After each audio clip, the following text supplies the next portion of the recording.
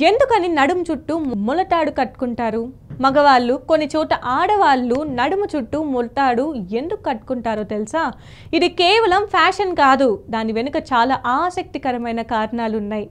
మన నాభి దగ్గర ఉండే మణిపుర చక్రం శరీరంలోని శక్తులను సమతుల్యం చేస్తుంది. ములతాడు ఈ శక్తిని కాపాడుతుంది. ఇది మన శరీరాన్ని ఒక దేవాలయంలా కాపాడుకోవడానికి చేసే ప్రయత్నం.